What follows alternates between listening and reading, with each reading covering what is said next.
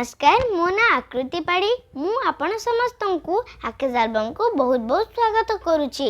आज हूँ कविवर राधानाथ राय जन्म 173तम जयंती। से अवसर में मुझे आपण मान किसी कहवाक जाऊँगी। आम चतुर्पार्श्वर पृथ्वी, आकाश, पक्षी और झरनार कुलकुल शब्द सदाबले आमको आकर्षित करें। आपण मान आकर्षित करें ना, मत तो बहुत आकर्षित करें।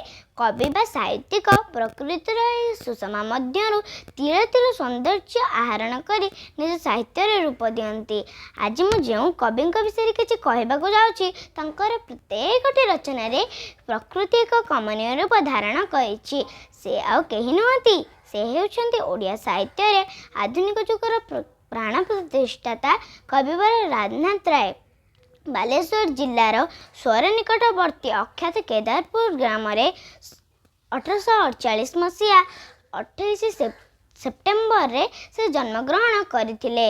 जो अख्यात माटी देने लोकलोचन अंतराल रे आत्मगोपन करी रहितिला, ताहा आज कविवर राधानाथ राय जन्म पर प्रसिद्धि लाभ करछि। मु एमिति एक भाग्यवान पिला जे सही पवित्र माटी मो मांकर जन्मस्थान।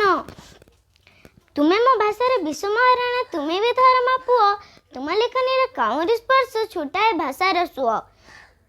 सृष्टि तुम्हार भरी देई अछि साहित्य संभार राशि, केवे झट किसी चिलिका बक्षे दिग दिगंत प्रकाशी। केदार गौरी, उषा, पार्वती, जजती केसरी, महाजात्रा, दरबार आदि काव्यवली तंकर बलिष्ठ काव्य रचनार साक्षर बहन करे। मेघदूत और तुलसी स्तबक तंकर अनुवाद दक्षतार परिचय प्रदान करे।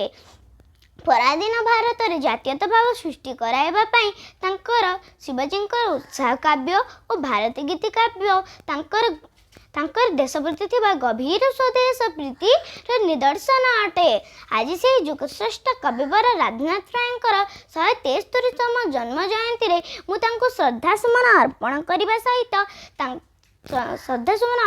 सहित तांको द्वारा रचित चिलिका काव्यर कियदांश आवृत्ति करी निजर वक्तव्य शेष करने को जाऊँगी। उत्कल कमला विलास दीर्घिका मोराल मालिनी नीलांबु चिलिका। उत्कल तुही चारु अलंकार, उत्कल भुवने शोभार भंडार। स्वभावे भावुक मानस उल्लासी, दिगंत विस्तारी तोर बारी राशि।